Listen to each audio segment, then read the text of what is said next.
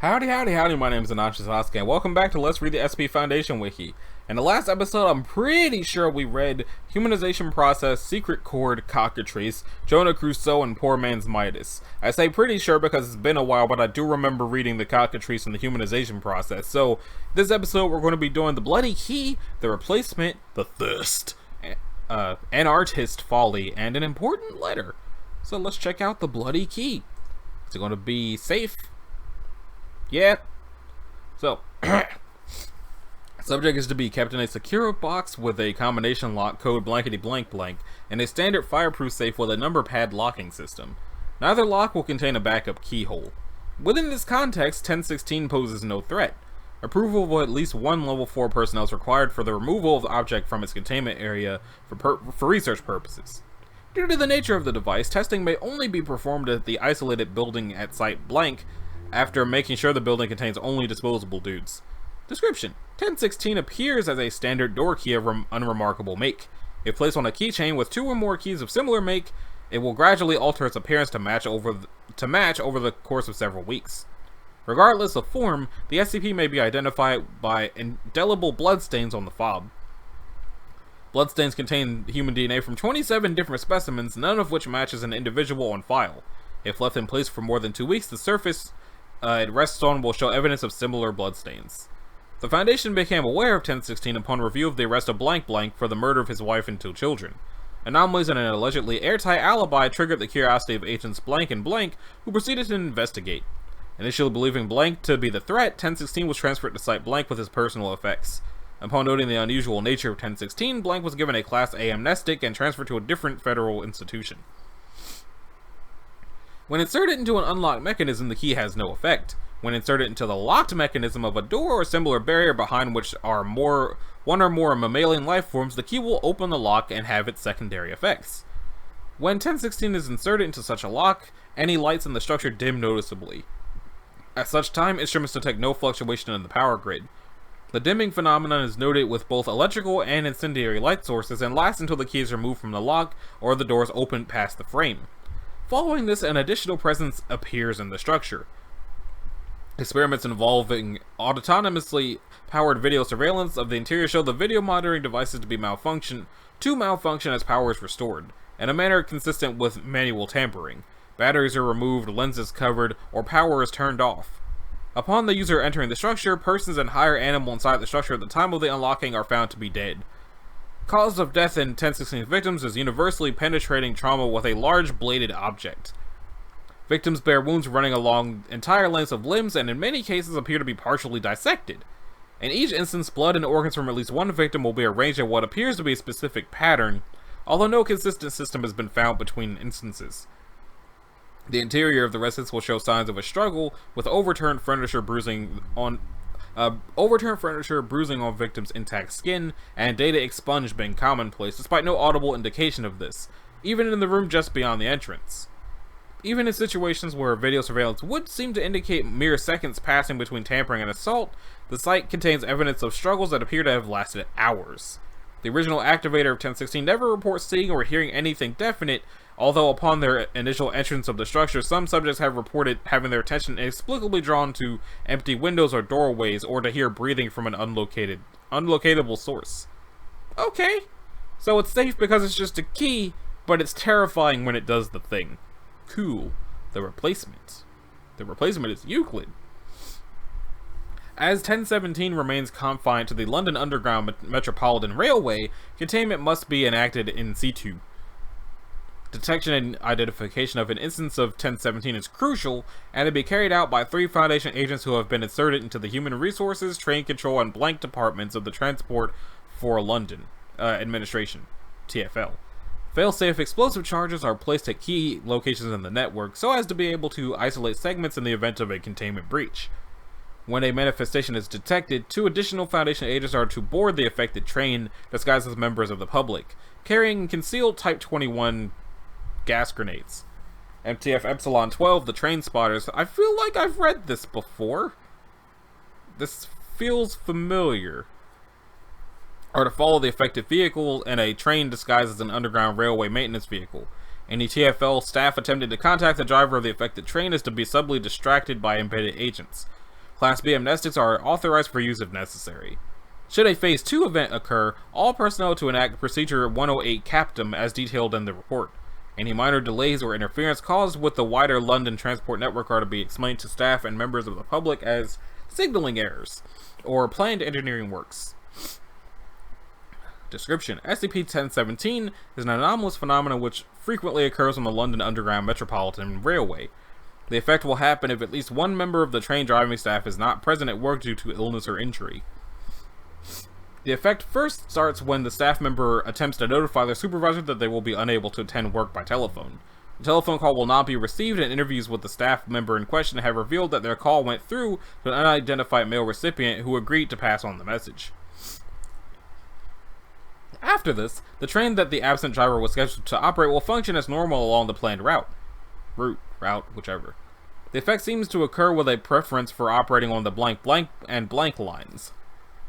The train will stop at stations as normal and allow passengers to board and disembark as expected. However, the driver's cabin will be entirely empty. CCTV camera footage of affected train shows the vehicle's controls operating without any visible operator. Curiously, members of the public rarely seem to notice this anomalous effect. Under most circumstances, the train will operate for a full working day and then be left at the appropriate sidings at the end of the shift. Although 1017 will always tend to operate when an employee is unable to work, the effect has been noted to never to occur during a number of circumstances, including Sundays, an annual period normally 2 weeks in duration, usually occurring in the summer, a 1 week period stretching over Christmas and New Year's Eve, any time that industrial action is undertaken by the National Union of Rail, Maritime and Transport Workers, any day where the soccer team blank blank is playing in a premiership match, and the blanks of October. Infrequently, 1017 may undergo a Phase 2 event requiring more direct intervention by the Foundation. These are normally triggered by individuals attempting to make contact with the driver of the train, members of the public noting that the train is driverless, interference with the normal running of the train, data redacted, and reflective surfaces positioned near the driver's cabin. Should a Phase 2 event occur, the train will immediately begin to accelerate to dangerous speeds, ignoring any stop signals, and potentially injuring members of the public who are attempting to board or disembark. The train will continue to build speed, and should a Procedure 108 Captum not be enacted, there's a major likelihood of a collision with another vehicle or a derailing incident.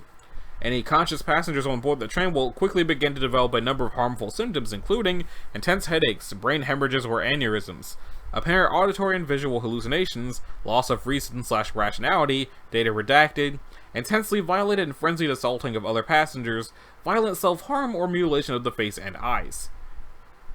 A summary of Procedure 108 Captum follows. Agents on board the train are to immediately render any members of the public present unconscious, followed by themselves. Foundation staff are to remotely cut power to the section of the track containing the affected train, ensuring that the train comes to rest between platforms. Epsilon 12 is to rendezvous with the train. Epsilon 12 is split into 2 teams. Team Alpha will proceed to the front of the affected train and deploy concussion grenades through the driver's compartment windows. Team Beta is to position themselves outside the passenger doors of the train and commence breaching and boarding actions. If the Foundation agents on board the train are unsuccessful in their mission, Team Beta is to tranquilize any members of the public still active. Should Epsilon 12 fail, the appropriate explosive charges are to be detonated remotely. Following the conclusion of these events, standard cleanup operations can be carried out, including administration of amnestics to involve members of the public, and the release of a cover story. Improved stories include gas leakages, unexploded World War II ordnance, or terrorism. To date, Procedure 108 Captum has been modestly effective in preventing a containment breach, dealing with 38 Phase 2 events in the past decade, only one of which required the use of the failsafe explosive charges. So it sounds like it's just an invisible train engineer who runs the train, who does not run the train on holidays and for certain sporting events, and will freak out if anyone actually tries to do anything about the fact that they're piloting the train. Piloting? Conducting the train. The thirst. The thirst is safe, but looks weird. SCP-1018 is currently contained in storage unit blank, located at site blank. All components of 1018 are to be kept in a 1x1x3 meter containers, and kept under guard by 2 members of security at all times. No liquids are to be introduced to 1018 components without the express permission from 1 member of Level 3 personnel. That already kind of sounds like it should probably be a higher personnel than that. SCP-1018 is the overarching designation given to a group of 3 statues, hereafter referred to as 1, 2, and 3. All components of 1018 depict an emaciated or elderly human male and are composed primarily of concrete and gravel. A red luminescence is visible on several points on the surface of 1018 components, most presently on the head and throat. 1's anomalous effect is activated by applying pressure to the back of its neck, while 2 and 3's are activated by contact with liquid. When 1 is activated in the area within 10 meters of it will experience heavy rainfall. In situations where 1018 is activated indoors, this rain will fall rapidly from the ceiling of the structure. Further examination of rainfall produced by 1 shows no anomalous properties. This rainfall will last 30 minutes before abruptly ceasing. The rainfall brought by 1 will typically activate 2 and 3 when they are in the same structure. When 2 is activated, 6 manifestations of what seem to be emaciated children will appear in the area surrounding 2. These children appear identical to several who disappeared 2 months before 1018's recovery. All manifestations will approach individuals present and frantically request water. These manifestations are incorporeal and so are unable to consume water even when it is provided to them. 25 minutes after the initial activation, all manifestations will clutch their throats and fall to the ground, where they remain for an additional 2 minutes before disappearing. 3 appears to have been heavily modified at some point in the past. Several parts of its structure appear to have been removed and replaced, most notably the left leg and the head. A small hole has been drilled into the left ear of the statue, suggesting something has been removed or inserted. The purpose of these modifications is currently unknown. When 3 is activated, it will begin speaking in a highly distorted male voice. 3 will generally repeat the phrase, "Are we cool yet?" Although rare variations on this have been noted, such as, "Art we cool yet?" "Are we God yet?" and "Mars we cook yet?" When these variations are spoken, the distortion of 3's voice will increase heavily, with stuttering and slowing down of speech being common. The speech will continue for 30 minutes before ceasing. The components of 1018 were first recovered when they were activated at a charity gala intended to raise money to provide clean water to those in troubled areas. Mobile Task Force Upsilon 23 art critics were dispatched to recover 1018 and did so without incident. Security camera footage of the incident shows 2 local activists placing 1018 components backstage and activating 1 before fleeing. Efforts to locate them have as of yet been unsuccessful.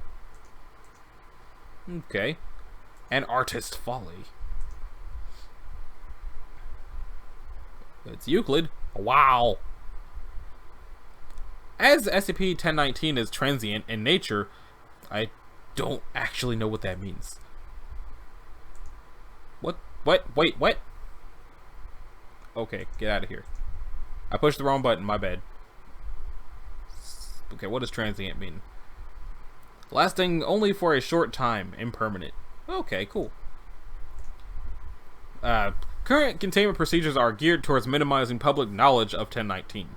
When a phenomenon is recognized by an instance of 1019, a decision should be made by a level 3 or greater researcher on whether to document it immediately or let it expire naturally based on possibility of exposure to the public. Heuristic word processing algorithms are to be used on all SCP Foundation files for the possibility of documenting an instance of 1019 before being uploaded to the main database to avoid an unintentional disabling of the current instance. An investigation to discover the identity of the entity or entities known as WAW is presently underway. Okay, so what does heuristic mean? Enabling a person to discover or learn something for themselves. Okay. Description.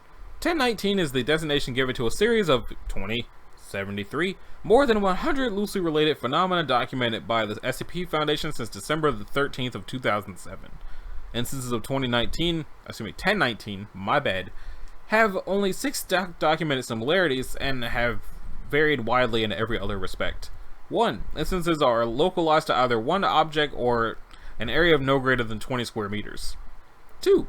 They are not directly harmful to human life. 3. They are accompanied by an odor of lavender, tea tree oil, Irish spring soap, or lime. 4. They are accompanied by a sensation of tingling in the fingertips of the left hand. So are heart attacks. Number 5. They cease being anomalous or completely disappear 90 days after their inception or at the time of their documentation in official SCP Foundation files, whichever happens first. 6. Instances of 1019, upon ceasing to function, manifest within the area of a slip of paper, 3 by 3 centimeters, displaying on one side a white sigil associated with the modern chaos magic on a black background with the letters WAW in the center.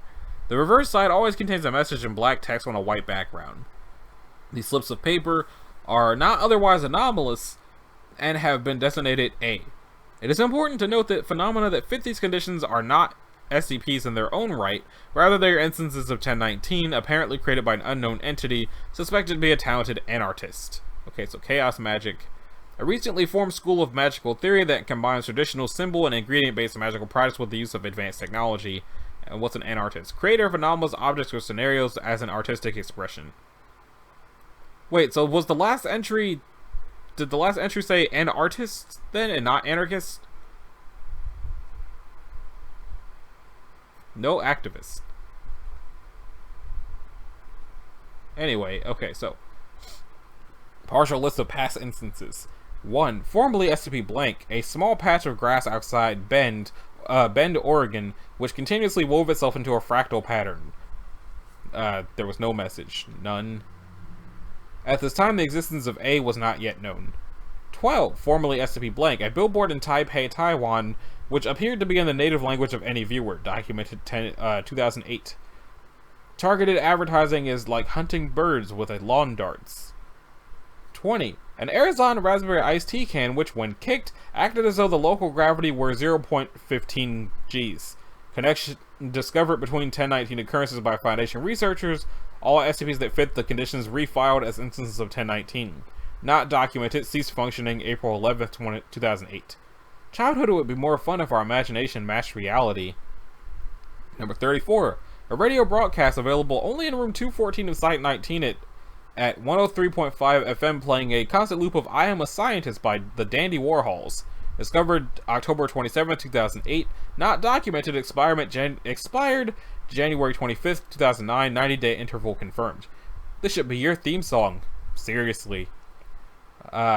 50. All paper products in or brought into the kitchens of Mrs. Amy Blank of Colorado Springs, Colorado, instantly shredded themselves into a number of pieces equal to a prime number of 3 digits or more. Discovered August 5th, 2009, not documented, allowed to run its course, amnestic administered to owner of home. Art does not have to be created alone. 62. Bathroom mirrors in a New York subway station reverse their images along the vertical axis. Documented January the 1st to avoid media attention. Everyone should take a moment to really look at themselves occasionally. And 112. The men's room of a Starbucks in Waukegan, Illinois, caused anyone currently inside of it to forget the existence of religion, stick-shift cars, Waffle House, and Chihuahuas until exiting the area of effect. Documented September to the 18th, 2012. If only everywhere could be this nice! Religion, stick-shift cars, Waffle House, and Chihuahuas. Okay. I'm curious about this song. I imagine that YouTube's going to get mad at me for it, but I'm curious about this song.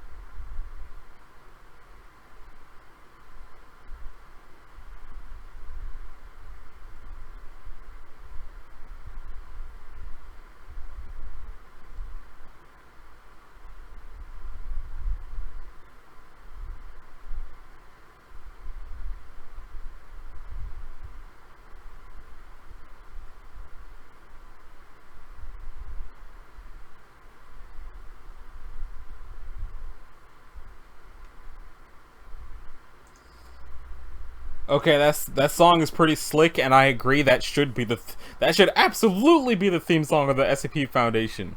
Also, I can just not put the audio for the song into the video, and then YouTube won't have any ground to stand on about that. But I will put a link in the description to the song so that y'all can hear it too, to see if you agree with me as to whether or not that should totally be their theme song, because I am going to listen to the rest of that song later, because I really like how that sounded. So, that brings us to 1020, an important letter.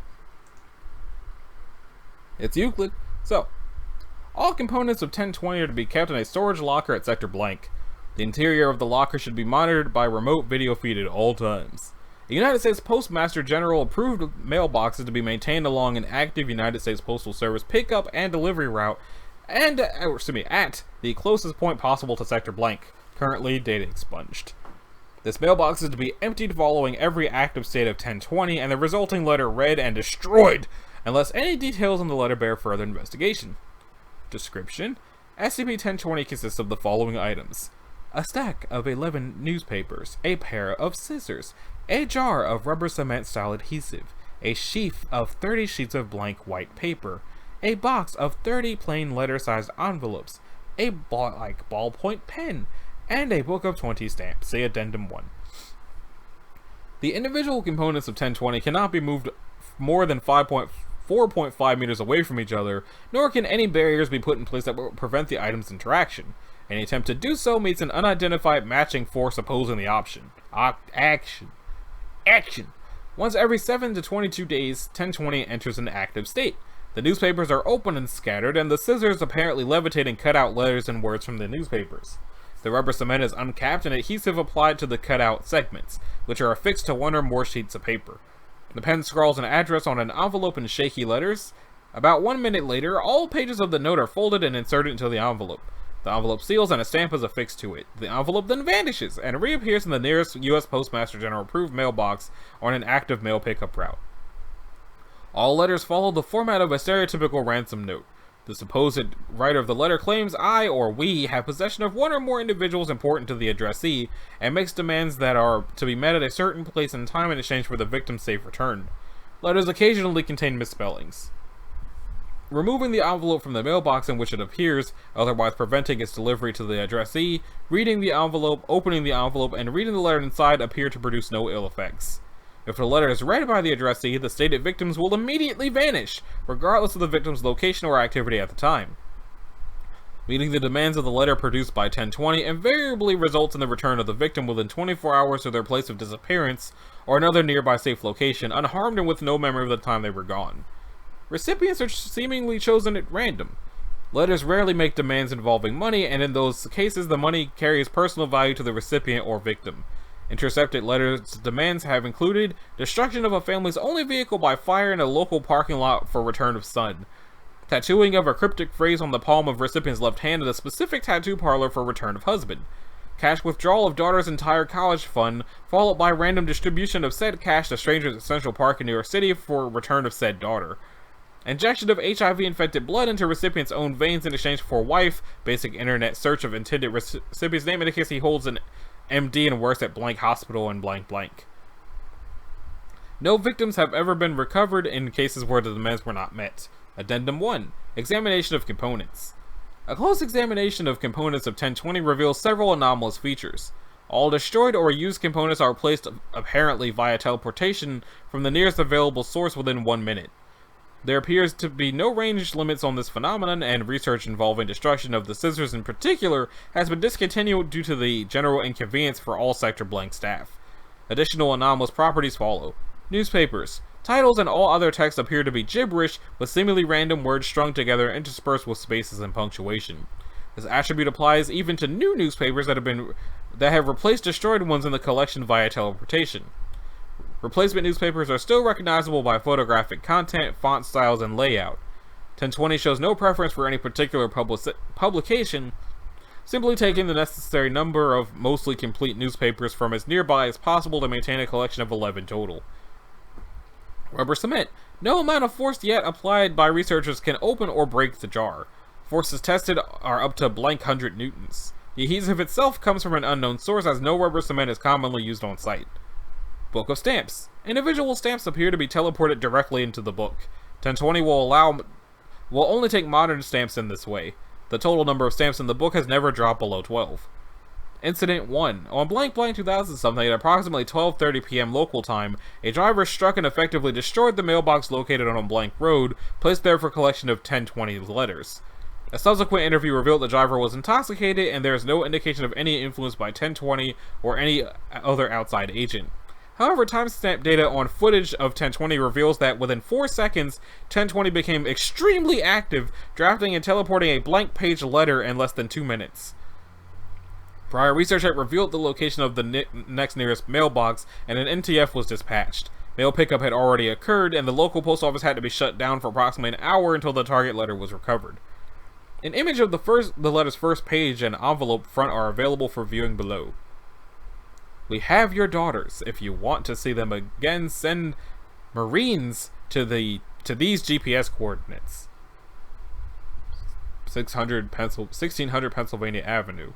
Letter and envelope retrieved following Incident 1.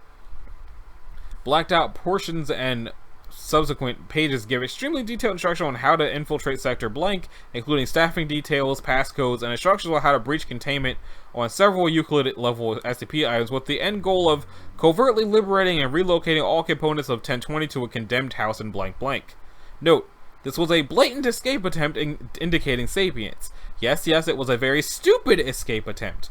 But as illogical as this will sound, we're apparently dealing with something that is simultaneously stupid and omniscient, for an unknown value of omniscience. Given just how much inadvertent damage could be caused by another stupid escape attempt coupled with some bad luck, and averted for the price of placing several backup mailboxes, I'm submitting a request for a very slight budget increase.